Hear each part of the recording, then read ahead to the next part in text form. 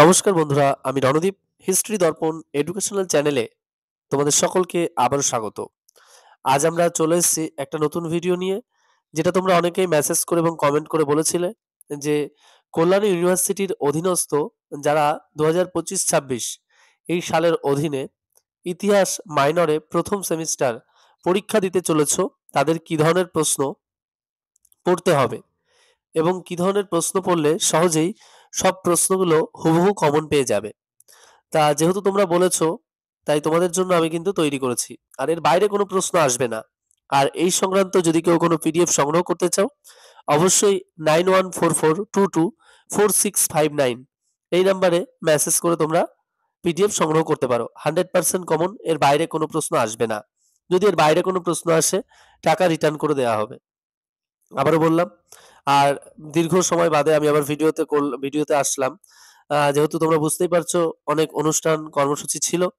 আর আমাদের জগদ্ধাত্রী পুজো উপলক্ষে যে একটা কার্নিভাল অনুষ্ঠিত হয়েছিল, এজন্য আমরা একটু ব্যস্ত ছিলাম। এজন্য সেভাবে ভিডিও করা হয়ে ওঠেনি। তাই তোমাদের জন্য আবার একটি নতুন ভিডিও নিয়ে আসলাম। তোমাদের উপকারী হবে আশা রাখছি। তাহলে শুরু করা যাক আজকের প্রথম প্রশ্ন। হিস্ট্রি মাইনর প্রথম সেমিস্টার যারা পরীক্ষা দেবে এবছর, উঠেছো কলেজে, প্রথম যে প্রশ্নটি আমি আলোচনা করব, মেহেরগড় সংস্কৃতির বৈশিষ্ট্য আলোচনা করো। নেক্সট, পরবর্তী বৈদিক যুগের নারীদের অবস্থান এবং ঋগ্বৈদিক যুগের নারীদের অবস্থান, অথবা প্রশ্নটা এভাবেও আসতে পারে, প্রাচীন ভারতে নারীদের অবস্থান সম্পর্কে আলোচনা করো।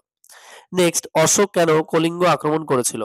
নেক্সট, হর্ষবর্ধনের সাম্রাজ্যবাদী নীতি সম্পর্কে আলোচনা করো, অথবা গুপ্ত যুগকে সুবর্ণ যুগ বলা হয় কেন। প্রশ্নটা ঘুরিয়েও আসতে পারে, গুপ্ত যুগের স্থাপত্য ভাস্কর্য ও শিল্পকলা সম্পর্কে আলোচনা করো। নেক্সট যে প্রশ্নটা পড়তে হবে, হরপ্পা সভ্যতার নগর পরিকল্পনা বা টাউন প্ল্যানিং।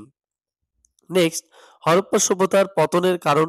এই পতনের কারণের মধ্যে কিন্তু এমনভাবে আসতে পারে যে হরপ্পা সভ্যতার পতনের পরিবেশগত কারণগুলি আলোচনা করো।